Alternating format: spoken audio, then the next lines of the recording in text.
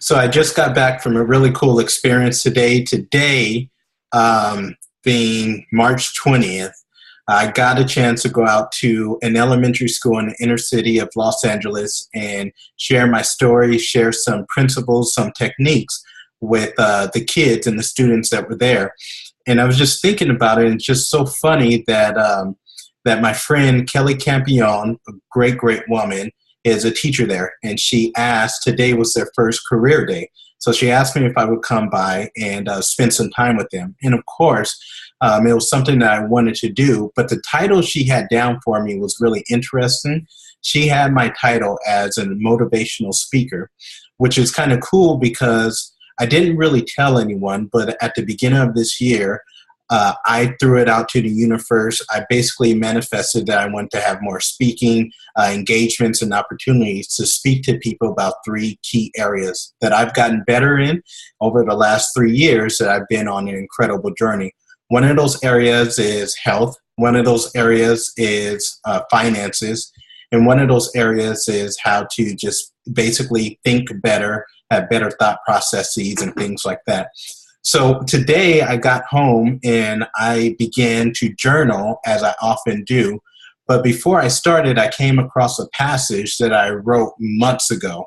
So basically back in October 10th of last year, I wrote a passage that was completely appropriate for what I experienced today. So I want to read it to you, and hopefully someone connects with it. So it's titled, Collect Memories, Not Things. This quote is so strong to me. Growing up on welfare historically has made this concept tough for me. Collect moments and not things. When you have little to no money and your shoes were never in style, or you found yourself wishing your house was like your friend's house, like I did on so many occasions, you dream about material possessions almost by the minute. Problem is, that fantasy turns into people actually thinking their value as a human being comes from things and possessions instead of coming from who they actually are: kind, loving, generous, serving, etc.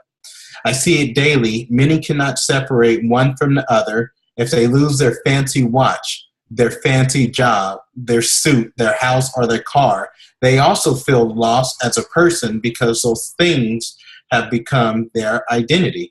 I've come to realize that my purpose is so much bigger than fancy suits I could wear, or a car I could drive, or things I could have. It's even bigger than personal hygiene altogether. If I have those things, then fine, but none of which do I need to validate who I am.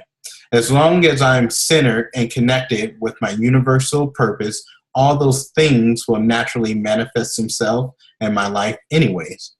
And so before I even started journaling today, I just thought it was so funny that caught my eye, because hopefully today what I was able to share with those students transcends far beyond any sort of healthy finances that they can have.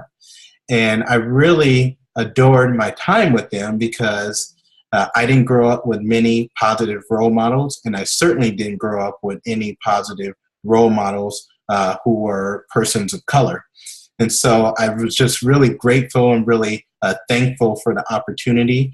And I just thought it was fitting that passage jumped out at me, and hopefully someone connects with it. Have a beautiful Friday. I'll talk to you guys soon.